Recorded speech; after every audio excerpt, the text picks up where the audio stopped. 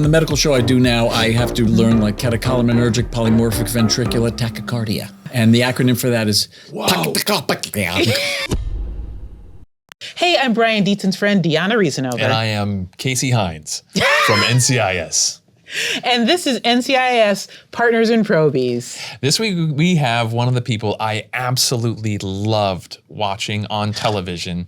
In, say, middle school, high school era. I just thought he was the funniest thing on television. Is, of course, Steven Weber. Yes, it's one of your favorite villains to play on NCIS NOLA. Of course, he played Mayor Hamilton, one of the coolest recurring villains. I think, and he acted opposite Scott Bakula, who was also like one of my other favorite TV actors of the 90s. So, I mean, in this interview, we get into just everything about NOLA, but also, interestingly, we get into a lot of the beginnings of where he got his start in New York theater.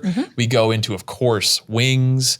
We talk about the film Jeffrey. Yeah, we talk about Jeffrey, which is this great seminal film. You got to check it out if you haven't seen it. Yes, you just gotta watch this one.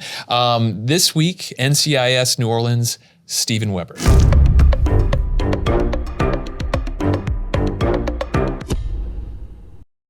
And here we are with Steven Weber. Thank you so much for joining us today. A pleasure.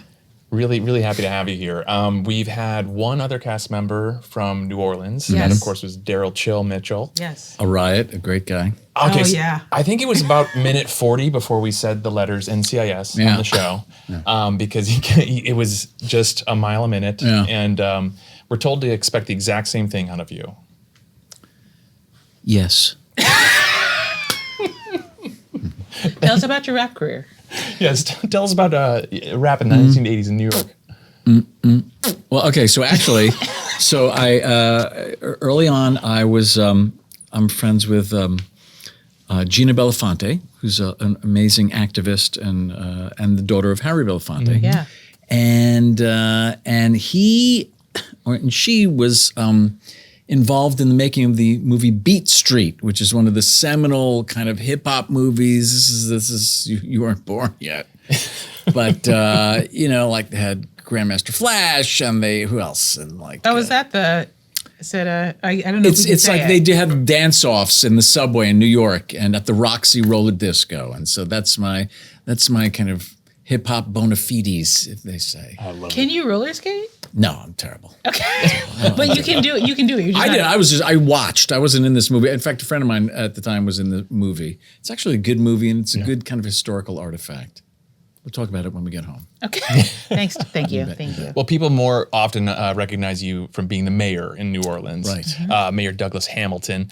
And you were saying as we were getting ready that people still pointing, hey, there's the mayor. Yeah, it's been a while since I've been on the show and been down to beautiful New Orleans, but every so often, people address me as the mayor, and I get confused for a minute, and then I remember, TV's forever. Yes.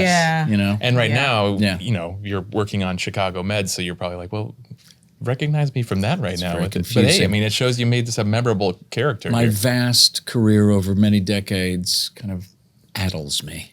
Which is what we want to get into right now. Sure. You started in commercials as a child. That's right. Yeah, that's right. I did. I did. This was in the era of the, I want to say 60-second commercial. And I did a commercial for Gleam toothpaste. I don't even know if that's still a product.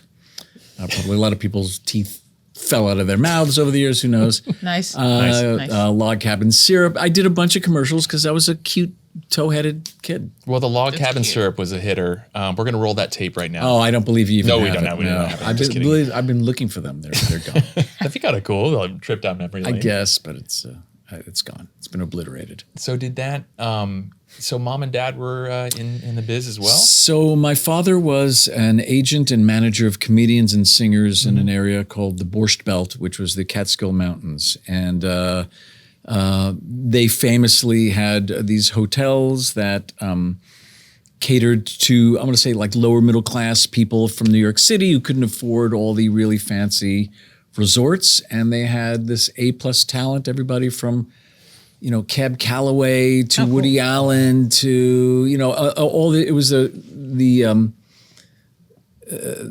all the greatest entertainers ended up there or passed through there. And it was a legendary place that's no longer around. It kind of went the way of Mayan culture in a way, But for a brief time, it was this incredible white hot place where people could eat until they dropped and watch incredible entertainers. And my father managed comedians and singers there. My mother had been a nightclub singer in the 1950s when it was super cool, cigarettes and staying out all night, going to the Copa and all that stuff. Yeah. So that was the world that I grew up in. Do you remember any of those performances? Yeah. In fact, I worked for 2 seasons, 2 summers, one at a place called Kutcher's, which was kind of a big sports-themed, sports-centric hotel.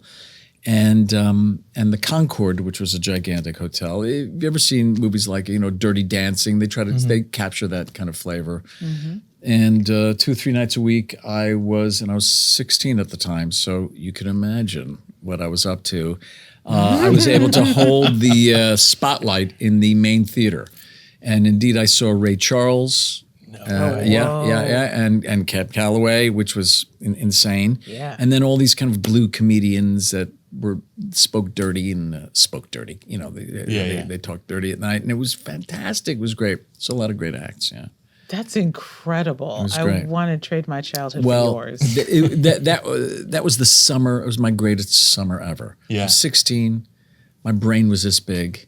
My hormones were spilling out all over the place. It was glorious. So seeing all that, did you just go, okay, that's it? There's no other choice. This is what I want to do. This has been put in front of me. Thanks, Dad. Thanks, Mom. I mean, I don't know if I ever gave it voice, but I just seemed to be on that road. I was, in fact, that same year I went to the High School of Performing Arts, which people know from the movie Fame. It's now the LaGuardia School of the Arts, I think. And I just started acting and studying, and my parents applied the technique of benign neglect to me. They were busy in their lives. That's a good one. That is such It's actually pretty good. Such a good one. No, I mean, when you get that going, you guarantee good performances. They were sort of there. But they didn't care what I did. Oh, it's latchkey talent. It makes you Latchkey want to talent. perform. It's like, notice me, please. Notice me, please. Exactly. It's not that any of all of us have that. And clearly you two wallflowers. Exactly. No, we just sit back. Yes. Yes. So high school for performing arts. High School of Performing Arts, and I did that for 4 years. And was it acting? It was definitely acting you were studying. Okay. Yeah. Acting. And if you've ever seen the movie Fame, which is a fantastic movie, still holds up, and is quite dark, actually. It's not just dancing on cars and stuff. It's pretty intense.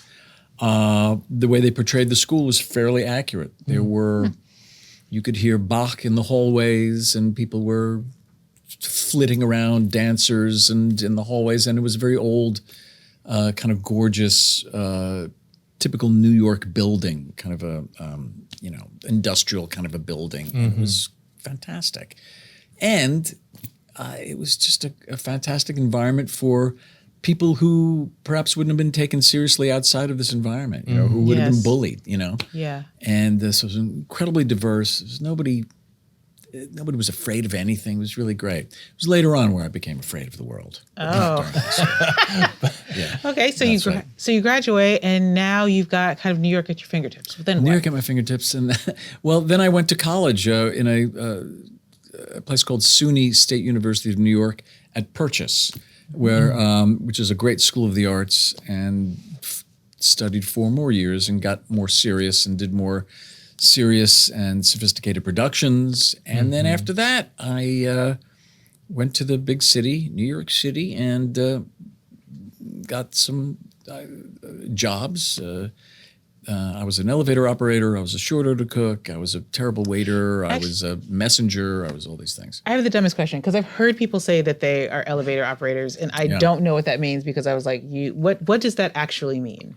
Well, in this case, it wasn't so romantic as me kind of, pulling open an accordion thing and the crank. No, this was in a health club. So I just got this job to use the club for free. Yeah. And it was just me standing there in the club T-shirt and chinos and welcoming people in, because it was upscale, but I was gumming their shoes. They're very expensive shoes.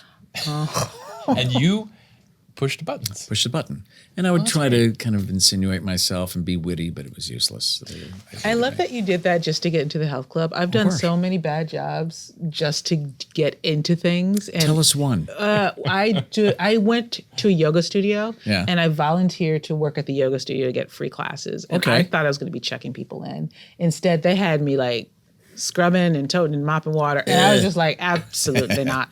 I will not be mopping up your hot yoga sweat. No, thank Yoga you. muck. I did. When I first moved to LA, I went to these casting director workshops, you know, to meet casting directors and try and get cast in things. And so I just worked my way into like, you know, I can show up early and put on the coffee and I can open up the door and I can do this and that. And they're like, yeah, it'd be nice not to have to pay someone for that. Yeah. And I'm like, I won't charge you a thing. Yeah. So then I also got like a little time with the casting director, like, you know, greeting them at their car and bringing them in and being like, here's my headshot. Yeah. Well, yeah. And here's your coffee. Yes. They're like, this is wrong again. It was a much more linear time in a way. Yeah. Like I call myself an analog guy in a digital world. Okay, it's stupid. Yeah. But, you know, the life of a young actor in New York was relatively easy compared to what it is now. It was more affordable, and very basically speaking. You know, you could have roommates and live in some windowless, you know, apartment or loft in some crummy part of town, and it was still affordable. Now it's impossible. Yeah. You had headshots, and you went out to and you looked at the casting newspapers. There was one called Backstage. There's one called Showbiz or Show Business, something like that. And you'd see listings for shows that were casting, and you'd go and show up, and it'd be a cattle call, and or you'd slip your picture under the doors at casting agents, and it was that simplistic. It was very doable. Now, not so much. Yeah. When I meet young actors, I have nothing to say in terms of the hows of getting around and getting ahead. It's totally changed. I'm so curious also. I'd love for you to describe these early headshots and what they look like. Well, a lot of them were on a slant, Yeah. Oh, nice. and I had I actually had I always had to kind of airbrush my acne out. That's so cute. As one So does. cute, Yeah. as one So does. cute. Yeah. Now I welcome acne. I welcome any chemical reaction that's happening in my body. I don't care how awful it is. I want it. Back then, it was just, I couldn't stop it. Did you do the coat over the shoulder ever with that? Sort of? I mean, That's my kinda earliest, nice. when I did commercials as a kid, I had one of those composite headshots with me standing there going, oh. Oh, nice. And then another one where I'm looking like this. And then one where I cross my eyes. Adorable. And So it got me work. You That is gotta do sassy. it. So there. talented. You gotta do it. That's Clever. That's a power move to have 4 different looks on one. Oh, yeah. I One tell with you. a stethoscope. Oh, That's man. right. That's Yeah, right. it's good. That's right. Looking like this. And then a funny one. Inquisitive. It's so humiliating. That's the thing about being an actor. You are always flirting with humiliation. Yeah. Always. You're doing it right. Yeah. Whenever Yeah. somebody's like, now do a funny one, it does always have that sort of like aunt right. making you perform at the family reunion. That's right. kind That's of right. Yeah. Perform, puppet. Okay. That's right. Okay. I'm going to skip forward a little bit since I'm wearing orange. I'm going to talk about a redhead. So one of your first roles was on As the World Turns. That's right. Julianne Moore. Moore. That's right. Julianne Moore and I were quite the couple. Quite the item. Yeah. Another person who I lost track of. I don't know where she is. Yeah. She'll pop up somewhere, I'm sure. Yeah. Good luck to her. I she was good then. She was good then. Well, in fact, she was so good that when my character was killed / fired, Yeah. she went on to win multiple Emmys, and she has a brilliant career. Yeah. As a She result. is But it was yes, we worked together and we knew each other back then and hung out and in New York. And I remember she had literally the tiniest apartment. It was on the west side, and it was really no bigger than the space here. Oh, And I wow. mean kitchen, bedroom with the mattress hitting 3 of the 4 walls. I'm not kidding. Kitchen, and that's where she started, and it was great. We actually had dinners there with friends. Yeah. But she was tremendous, and we both learned a lot. The soap world is incredible, and again, kind of a bygone thing, although there's still soaps being shot. But it's just a great education for a young actor to see how everything works. It's just amazing. When people say to me, how do you memorize all that? I'm like, this is nothing compared to soaps. Yes. I Ridiculous. mean, that's in the trenches, man. Yeah. Like what speaking of soaps, and I never did a soap. I did Michael Weatherly, when he worked on our show, he started on soaps, and he did, I think, like 3 or 4 years. And Marielle too, right? Marielle did, yeah. She did some telenovelas in Mexico, and then and I think one here as well, right? I think, yeah. But what's the largest amount of dialogue you had to cram in one day? I mean, it was so long ago. What I used to do is I would take the first letter of every word in all of my dialogue in the whole script and create a massive acronym. I do that. I'm kidding. How could I possibly do that? Okay. Well, and then memorize the acronym. So as soon as the whole dialogue of the day was, and I know what. No, that's silly. No, but like if I have to say something in a small, yes, that's right. In a small like a couplet or something. Yeah, like if I'm like, oh, the hydrochloroquine activated a methodical response in him, a metabolic response in him, then I'm like, okay, it's ham. That's exactly. So on the medical show I do now, I have to it's a useful tool to learn like catecholaminergic polymorphic ventricular tachycardia. Yeah. And the acronym for that is whoa.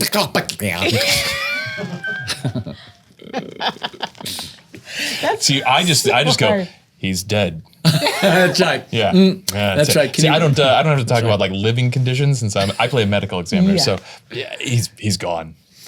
If only they would write us that our mouths have kind of healed closed or something. That's so point, easy. Insist on doing it with a mask. That's right. Or just CG a moving mouth on me. Yeah, you could. That could work. Oh my God! I just don't give me any ideas. Oh my God! That's right. Here, oh no. Well, it's funny when you walked into like where we do our hair and makeup. There's a rack and it has one of our lab coats, and you just looked at it with kind of a 1,000-yard stare, like we were gonna force you. Lab coat. Yeah. I'm sterile.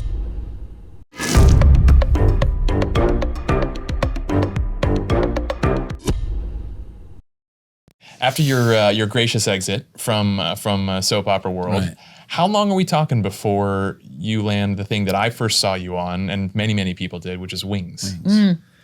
Well, I think the soap was probably around, I want to say 84, 85, and then Wings was 89. So, comparatively speaking, not that long. I've been the run of luck I've had has lasted me a long time. And so, I was in New York.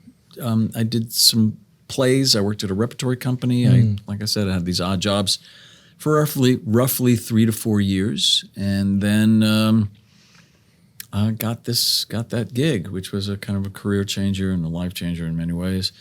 That said, it wasn't easy street from then on. It's up and down. Yeah, no. All sorts of stuff. But I'm wondering if the transition was a little, what that transition was like, because going from soap opera to theater, that's kind of similar in a way, a little bit, because you're doing it all live. But and also my fantasy and my dream at that time was to be the kind of actor that I had heard so much about and read so much about, which was the working actor. Yeah. Not a star or any of that stuff that never even occurred to me. Not that it ever happened, but I wanted to be the actor that does a radio in the morning and does a play at night and then has a reading later and then hangs out with the friends and you have drinks and then you go and have a small part in a show. And to me, that was the most romantic thing, and that's what I was shooting for, and I was having it. I had a version of that for a while. And doing soaps really hammers that home. It feels like you're in the 1950s, 1960s. Camera people running around and people in the control room snapping their fingers. Go camera 1, go camera 3, 1, 3. Well, it was very exciting to me. One of my favorite movies is Network. Apart from the political implications of it, the political story, it really shows all the wires and all the how hands-on and DIY everything is. A lot of plugs and a lot of things. My head is in that world, and I was able to do it for a while until I came out to Hollywood. That was all over.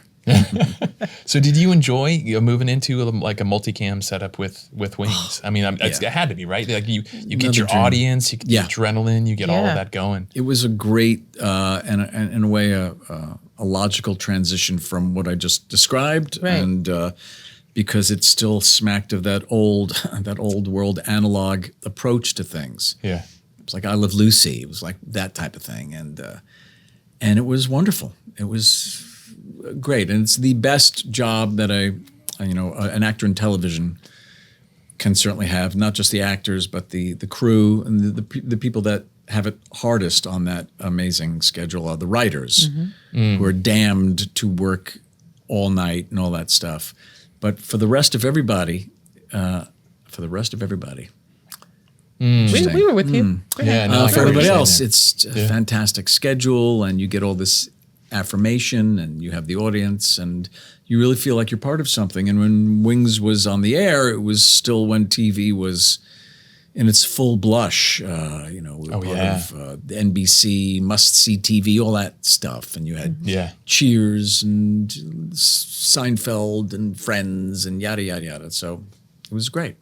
You're not wrong about those writers, though, because there's nothing like watching a writer watch the setup of their joke and it doesn't hit, and you just see the stare in their face. They're like, I'm going to be here till 3 a.m. trying to top this joke about a pie.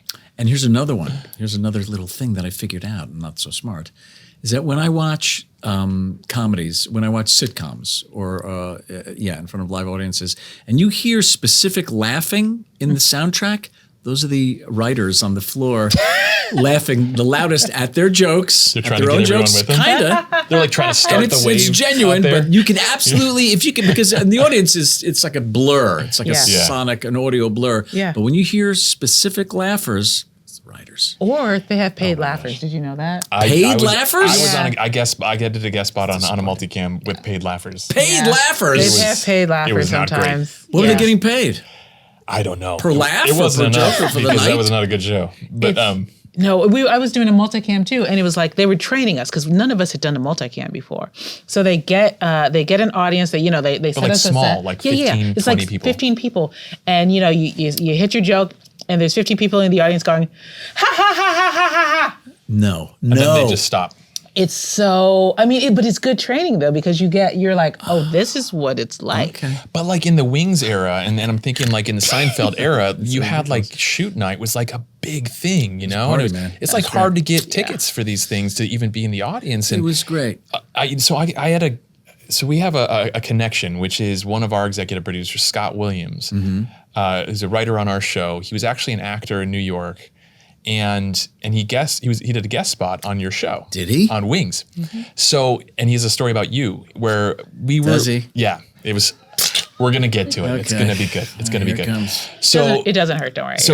So we were at an event together. You were there, and he said, man, I went up to Steven Weber and I said, you don't remember me, but I guested on your show one time, and I came up and I punched you in the nose. I think it was either you or Tim that you punched in the nose, and just for one episode. And you looked and went, "Oh, nose is off." Yeah, I remember that episode. And he goes, I just also went, "Oh my God, this guy's fantastic." But anyhow, he described his experience on that show as one of the greatest weeks. He said you were so incredibly wonderful to work with, and Yes, I was. very kind. Yes, I was. And he said, if I ever say, hey, you're a real Steven Weber, that means that's a compliment. And I said, all right, You're a real Steven Weber. yeah. What? Yeah, it doesn't And then he sound gets like punched in the nose. It means I'm about to punch you in the nose. That's right. But no, it was That's great. nice. He said it was so cool. It was a great experience for him.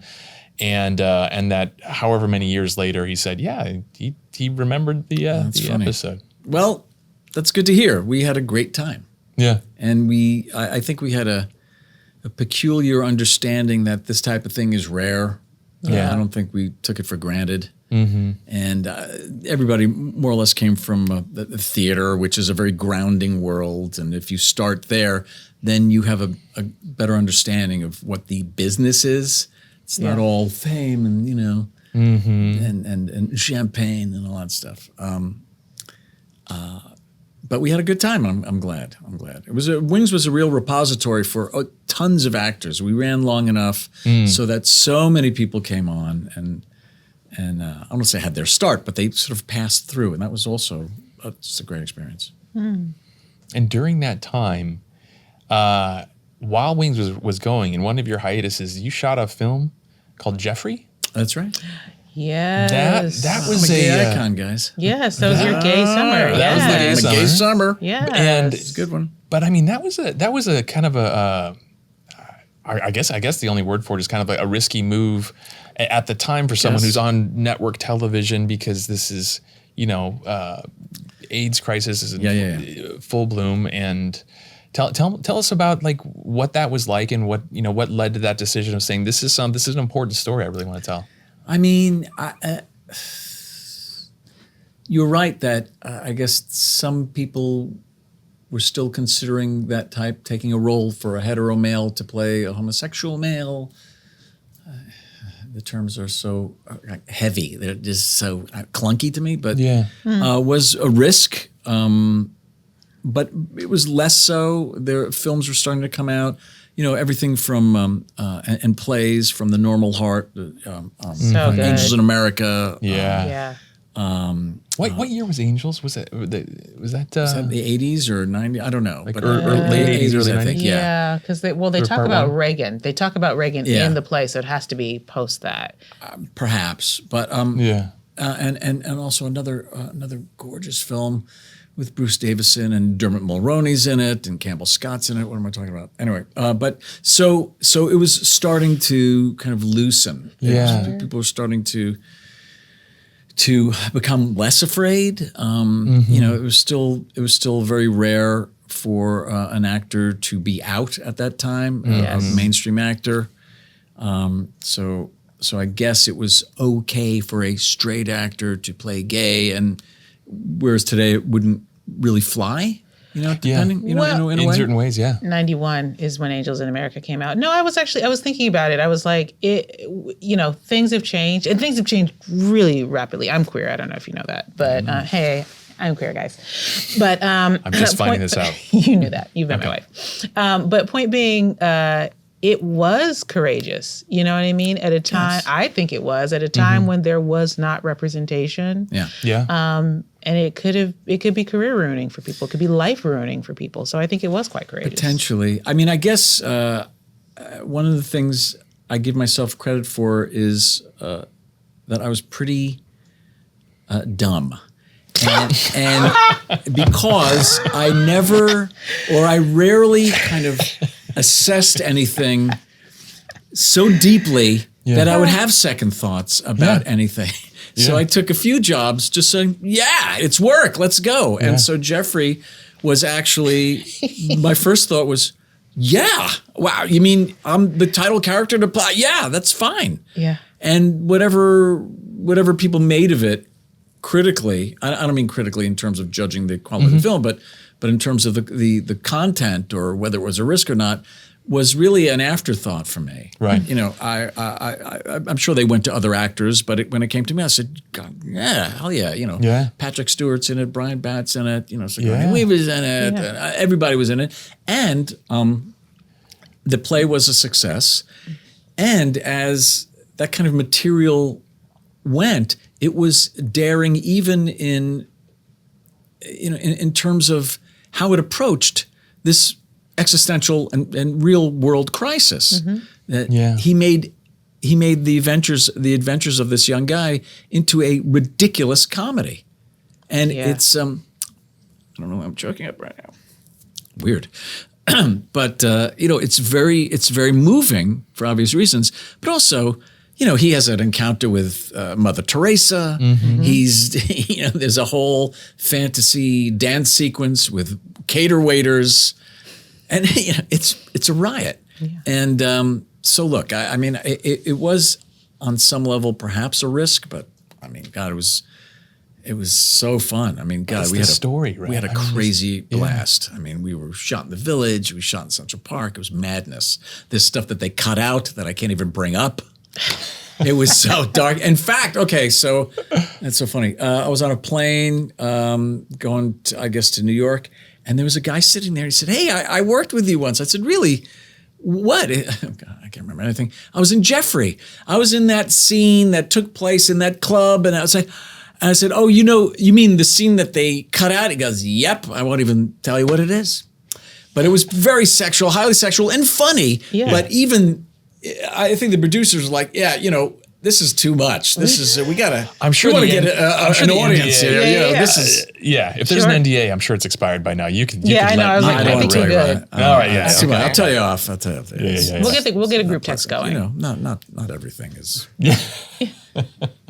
But suffice to say, fodder for you. Yes. We're the mill. We really, we're just for the mill. You just want to chew us all out. Yeah. Stephen Weber today said, yes. Right. Stephen Weber today, what is it that they always say? They're like, break silence on, That's right. That's right. That. Finally. Finally comes to light. But that had to be, like you said, you're the title character. I mean, that had to be quite the boost for you artistically, for yourself. And it was absolutely. I'm not fishing here. I don't think I was that good in it. I think it was an excellent film, and a lot of people really love it, and I'm gratified. Mm-hmm. But when I look at it, it makes me wince because I didn't fully. I wasn't a very fully formed guy or actor back then. I guess I had some talents that got me work, and for that I'm grateful. Mm-hmm. But down the line, I did a TV movie of The Shining, a version of The Shining, which was and it was another example of me not thinking it through. I didn't even. It didn't even occur to me that Jack Nicholson had played this and. I will fail immediately by comparison. I didn't think it through. And plus, the content of that story had to do with alcoholism, not just monsters. And I didn't quite grasp those aspects of it. And so it was interesting. It was interesting being in Jeffrey and just having a blast, not realizing that I probably could have done more work on it. Well, I would say though. Again, I'm not fishing. I'm not. We're not. No, listen. No, I don't think we're trying. I don't think we're trying to just hype you up and hype up the numbers. Go watch that on replay for residuals. Okay. But I think we're residuals. She says. Yeah. Oh, is that? You're adorable. Really? I don't know the history of this. When did residuals come? We're gonna make you dozens of dollars. Dozens of dollars. Dozens. Oh, it's ridiculous. Yes. Oh yeah, I was like. But I can say that we both have a dear friend here who as a young gay man growing up, that film meant a lot, and I think it meant a lot to a lot of people who were maybe closeted at the time, and seeing this film really meant something. To them. Get that more than I get even. Hey, you're the mayor of New Orleans. See how I pulled it around. Look at that. You did it. Do people come to you and like, hey, you're the mayor of New Orleans. I need someone to come and fix this pipe on my street. And what did I vote for you for? No, just the first part of that. Okay. If anybody goes to the lengths you just went, then I'm walking away. Okay, fair. They think it's real. It's not real. So speaking of, we're getting the NCIS New Orleans of it.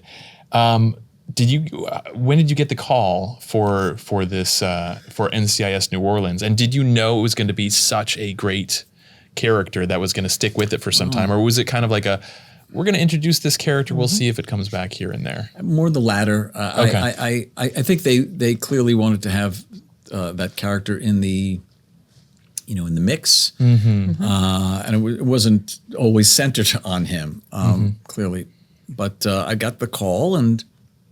I was offered it, which was a real bonus. That's cool. And I love New Orleans. I had spent a bunch of time down there, and I knew Bakula a little bit, and Gary, and so we went down there, and I did the pilot. And I remember, and Michael Zimberg, and there were a lot of people that in the cast that had not spent time in New Orleans, but I had. And we shot it, I want to say, maybe in May or something, when it was warm but lovely. That's right, because it was a back tour with us. So was it? So we were still filming. Okay. Oh. And we did a two-parters, Crescent City, part 1 and 2, and then most of part 2 was down there with you guys. Well, these people had no idea what was about to happen in terms of the physical comfort. Oh, because summer, the June, July, August. In New Orleans? Unbelievable. Literally not believable.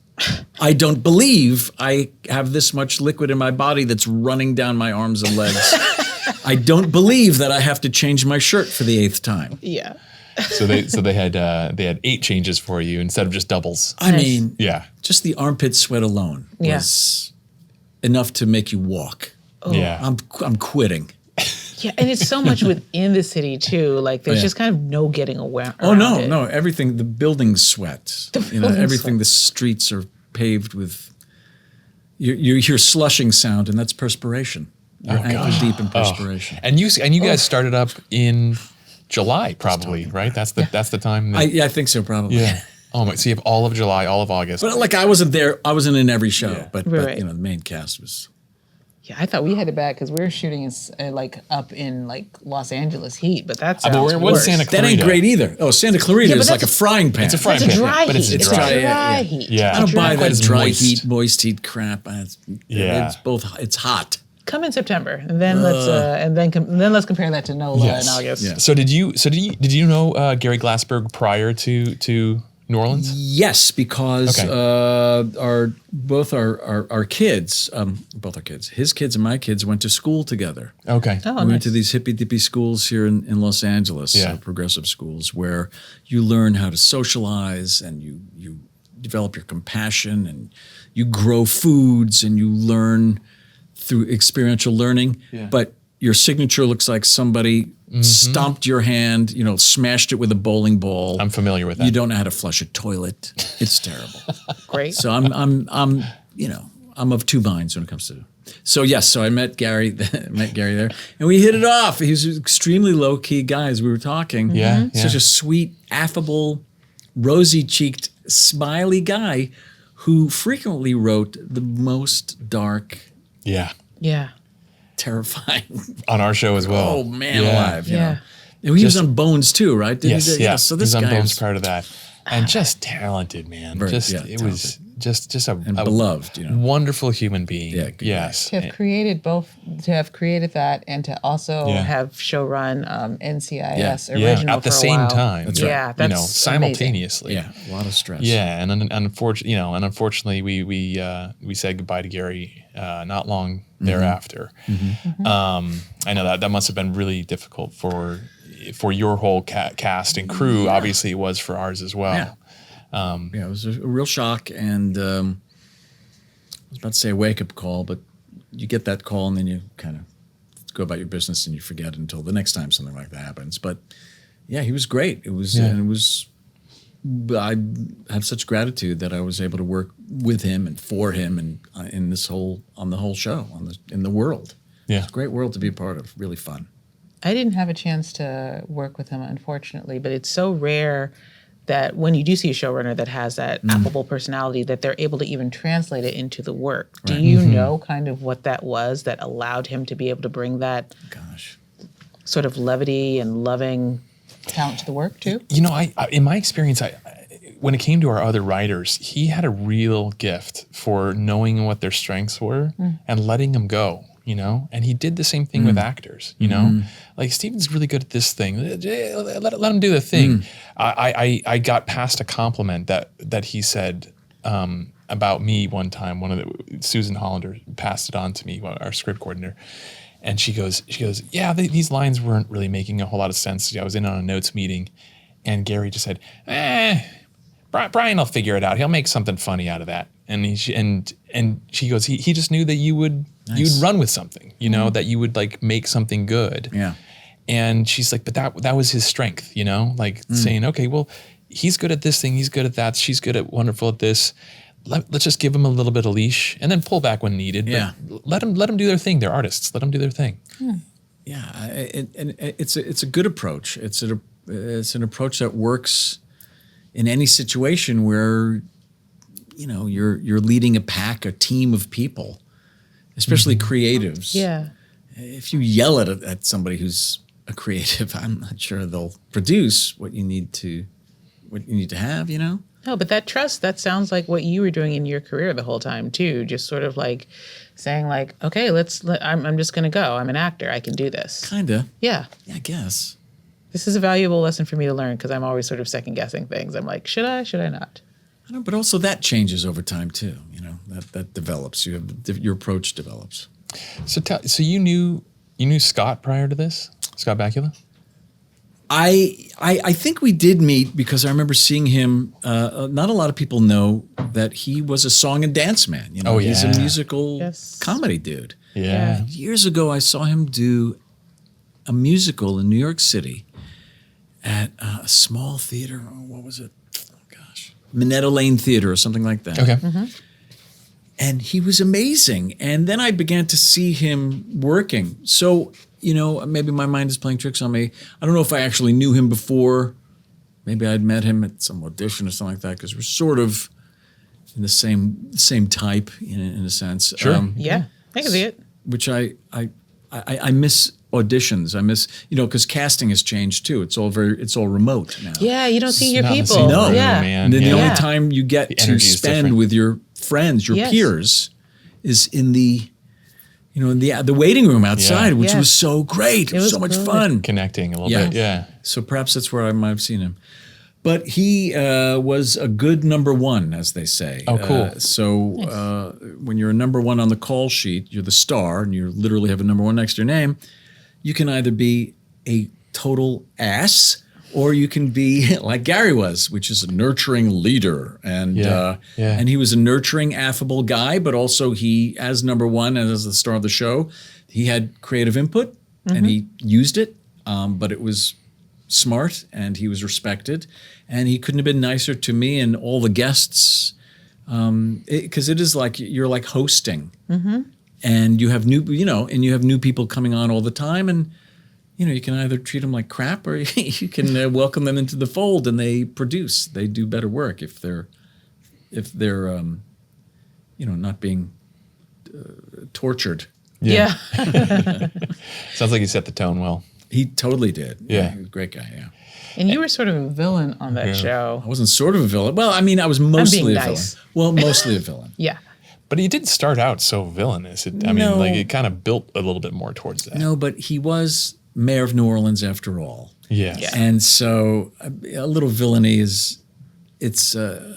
have an obligation to do some shady things. We used to shoot in, I think what was formerly the City Hall, and it's not in use anymore, but it looked beautiful. It was a gorgeous kind of New Orleans architecture, and they had portraits of the mayors going back maybe 100 years. And somebody told me that about 85% of the portraits of the mayors had been imprisoned. Whoa. And in fact, the one that I was right after, I think, was Ray Nagin. You know, he was like in prison. Dang. So you had some inspiration to draw on. Yeah. Yeah. It was great. Yeah. Character study. This actually brings me to a quote. Apparently, you once asked your therapist why you kept getting cast as dickheads. What was your therapist's response? We've been shaving your therapy now. She said, Yeah. I think you know the answer to that. Well, any nicknames, Stephen? Dickhead. I didn't know you could curse. Is that a curse word? Dickhead? Well, we can say shithead too. It's right? unpleasant. You can? Yeah, Now sure. you tell me? I just did it. Oh, yeah. There you go. Should we start again from the beginning? No, I'm just going to, Steven I'll Weber, to guys. catch up. Okay. Okay. Yes, I did say that because after a while it became glaringly obvious that I was being cast as kind of dickheads for a while. I did set out after Wings to play against my perception. But even that character was kind of an affable dickhead. So I wasn't playing He anybody. was a good dude. Yeah. He's kind of a dickhead. Yeah. And snarky, awful. And and I think my therapist said, "Look, it's better to play it than to be it." And then I I like that.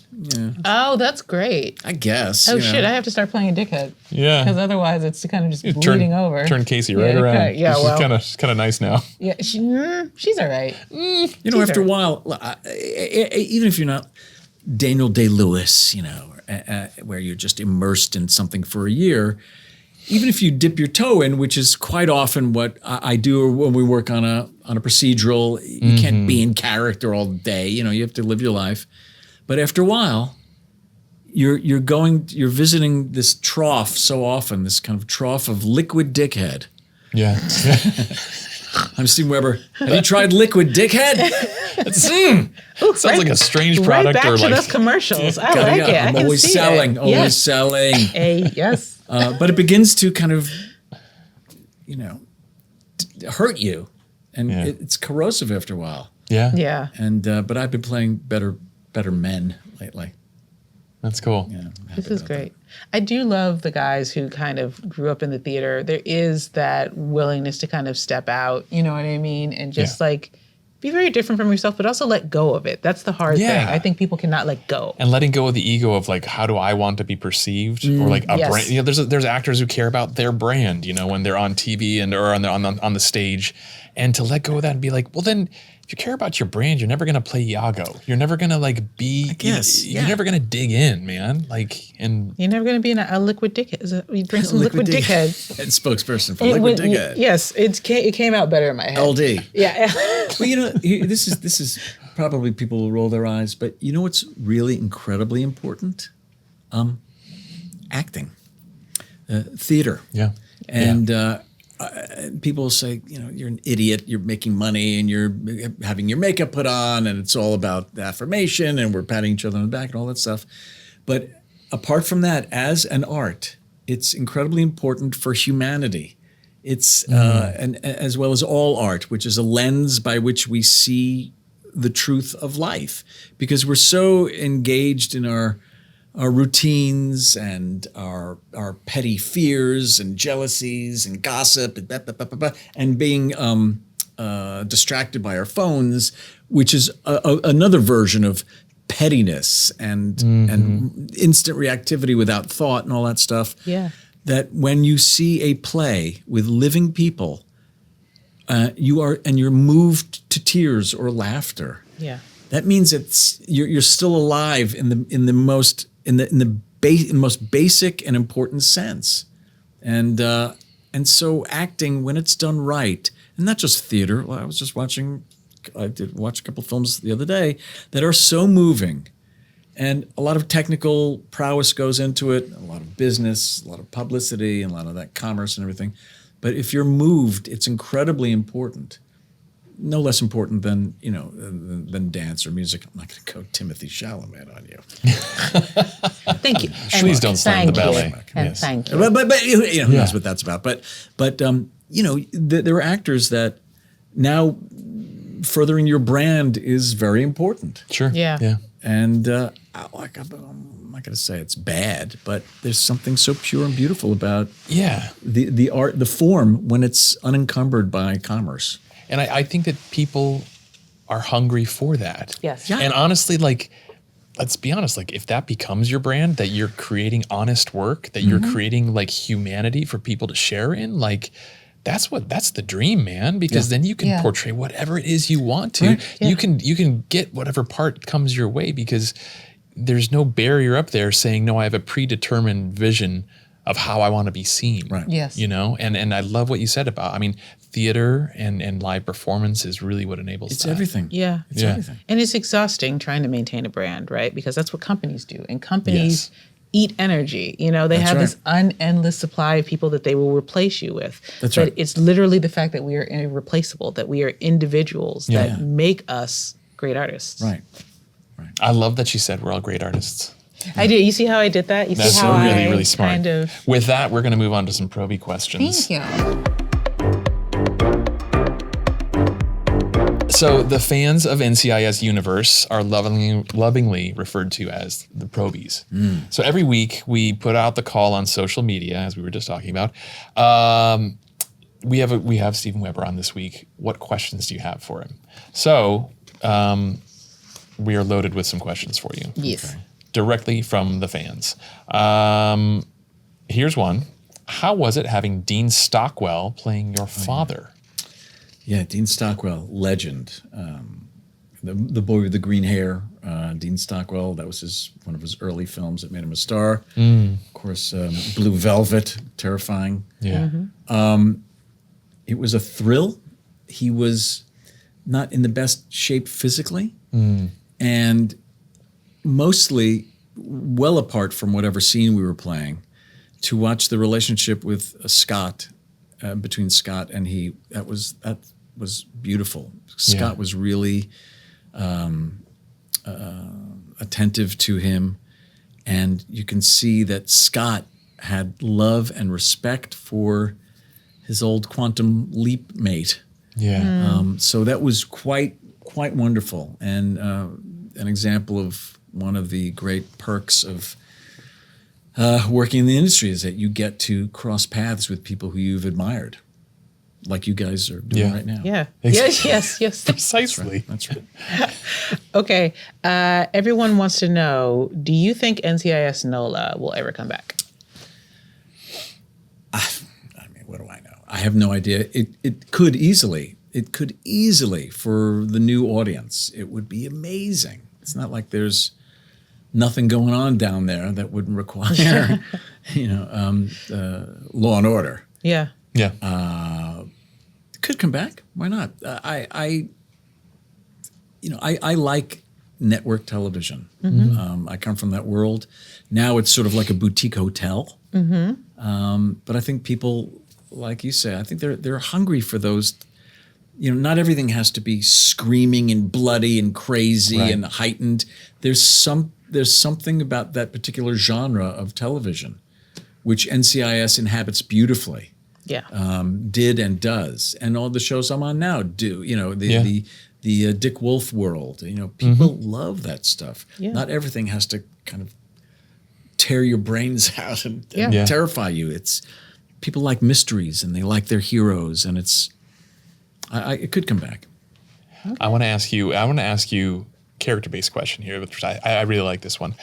What do you think Hamilton told himself to justify the harm he caused? Like we're talking some that's interesting. Some heady Thanos stuff here. Yeah, I want to hear this. Not that bad. But he is as... No! Oh, what did you do? Steven's gone! He's got the stones! I mean, he's emblematic of the type of person who's in power today, who seems to put their empathy aside, if they ever had any, to serve the gods of commerce and capitalism. So he's a guy that has found pleasure from money and power, not through helping people. Yeah. Although I'm sure in his family history, because he's from the Deep South, he has moments of beauty and compassion, as well as horror, and selfishness, and malignant narcissism and everything. But look, he's in a business, which is politics, where if you want to succeed, I'm sure he told himself, I want to support my family, and I want some candy, man. I want to make money, so I'm going to have to be less nice and get rid of my empathy. I think he told himself that because there's a vast network that supports that type of behavior. So I think he was fine with it. The phrase, I want some candy, just reminds me that, like, we're all just, even like the bad ones, they're just kids that grew up. You know what I mean? Like those little base instincts are... That's from, right? They weren't hugged. Yeah. Damn. Yeah. That's why we're actors. We weren't hugged. That's true. Yeah. And just enough parental neglect, Just enough. Just enough. Just a little Not too much. Never get paid to be hugged. Exactly. That's right. Dude, thank you so much for coming on our podcast. Fun. Thank you. Really for appreciate indulging you. my nonsense. Yeah. I've been such a fan of yours for so long. It's great to sit across from you and hear these stories. It's really wonderful. Thank you. And I still want to switch shirts with you. We were talking about that earlier. So. Yeah. When we get home. Okay, cool. Okay. Thank Fair you. enough. Thanks. All right. After I drink a pint of liquid dickhead. You can pick up your liquid dickhead at, I'm sorry. That's not the outro. So that's not the outro. We've talked about this before. Thank you again. And thank you guys for listening to another episode of NCIS Partners and Probies. You can catch Steven Weber on Chicago Med these days, as well as NCIS New Orleans on Paramount Plus. So you can catch us each and every week on YouTube, Odyssey, Apple Podcasts, Spotify, or wherever you get your podcasts. Drink your dickhead, Brian. Okay, then. Liquid. That is terrible.